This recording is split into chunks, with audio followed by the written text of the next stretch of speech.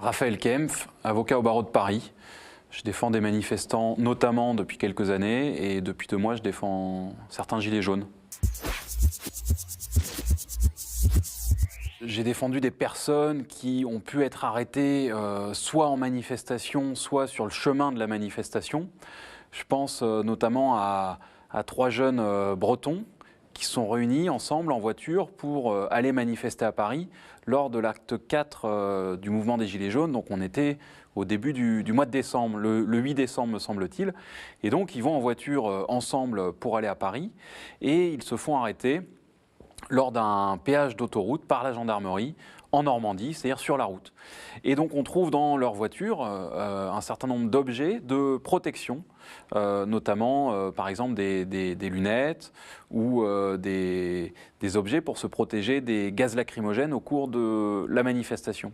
Alors ni une ni deux, les gendarmes, sur ordre du procureur de la République, décident de les placer en garde à vue.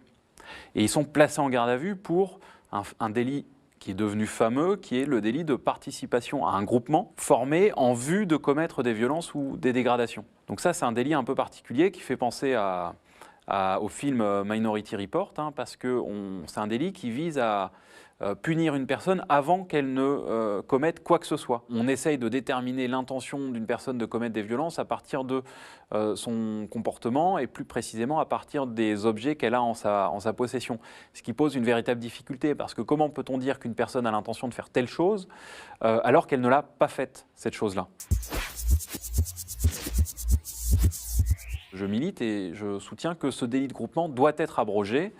Il faut de manière générale en matière pénale une perspective politique qui est celle de la décroissance pénale parce qu'il y a un trop grand nombre d'infractions dans notre code. Je tiens à rappeler un petit rappel historique. En 1970, après les événements de 68, la droite dure a fait voter une loi dite anti-casseurs, loi qui avait pour effet de punir des personnes qui participaient à une manifestation même si elles n'avaient pas elles-mêmes commis des violences. Ce délit a été abrogé en 1981 après l'arrivée des socialistes au pouvoir. Donc on voit bien, à travers cet exemple historique, que la perspective de l'abrogation d'un texte et d'un délit est une perspective tout à fait raisonnable et qu'il faut pouvoir porter politiquement.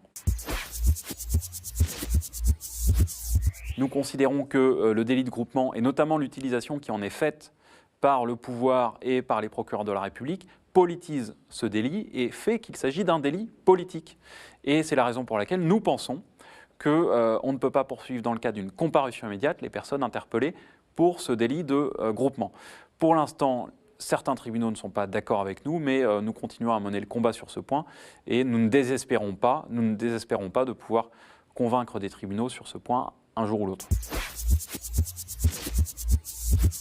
En 1981, la nouvelle majorité à l'Assemblée nationale, sur l'impulsion du gouvernement, avait décidé à l'époque de faire voter une loi d'amnistie pour les personnes condamnées antérieurement pour des faits commis dans le cadre des manifestations ou des mouvements sociaux ou syndicaux. Le sens de l'amnistie, c'est de passer l'éponge et de dire certains délits commis dans le cadre d'un mouvement social sont des délits particuliers qui méritent à un moment donné qu'on passe l'éponge et que les personnes qui ont participé à un conflit social n'en subissent pas les conséquences pour le restant de leur vie. Le sens de l'amnistie, ça a un sens politique extrêmement important et c'est la raison pour laquelle, évidemment, je soutiens et j'aimerais qu'on fasse passer une loi sur l'amnistie des personnes condamnées dans le cadre du mouvement des Gilets jaunes.